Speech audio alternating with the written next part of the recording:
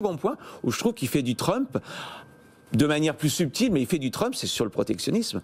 Alors il vous dit plus, je vais faire la guerre à la Chine, parce que ça n'a pas marché, on ne va pas y revenir ici, mais ça n'a pas marché. Le bilan, il est nul hein, sur les taxes contre la Chine. Ce que les Américains ont voulu gagner contre la Chine, ils l'ont perdu à l'exportation.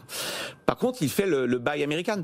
Mais alors il y a une étude très intéressante qui vient de sortir, qui montre que tout ça, ça va coûter très cher. Alors peut-être pour nos auditeurs, l'idée de dire je vais privilégier les produits américains dans les contrats publics, on a envie de dire mais c'est pas du protectionnisme ça. Si, c'est du protectionnisme. Ça résonne acheter français. C'est mieux que ça, non mais c'est mieux que ça. 70. C'est qu'on peut regarder combien ce qui va se passer. Quand vous privilégiez des produits américains pour les biens publics, ça augmente leur prix. C'est exactement la même chose, leur prix d'achat, qu'une taxe à l'importation. Donc vous avez une étude très récente du Peterson Institute qui est très intéressante puisqu'elle essaie de quantifier quel est l'équivalent si on mettait une taxe sur les produits importés sur des biens publics, des biens utilisés par les pouvoirs publics, des infrastructures, etc. Ça reviendrait à une taxe de l'ordre de 26%. Donc en réalité, ils font du protectionnisme, mais autrement. Et alors ce qui est intéressant, c'est que ce protectionnisme a les mêmes conséquences que le bon vieux protectionnisme sur les importations.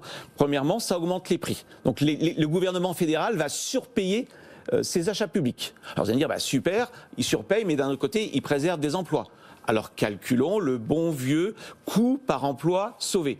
Étude donc de cet institut, Peterson Institute, qui vous dit ça coûtera au bas mot 250 000 $ par an par emploi sauvé. N'y a-t-il pas à nouveau des moyens plus efficaces de sauver l'emploi qu'en réalité de mettre des contraintes sur l'achat public? Donc c'est intéressant parce qu'on insiste beaucoup sur les ruptures de Biden et loin de moi l'idée de les minorer, notamment ce grand retour de l'impôt pas que sur les sociétés, sur le revenu aussi, l'idée d'augmenter les taux.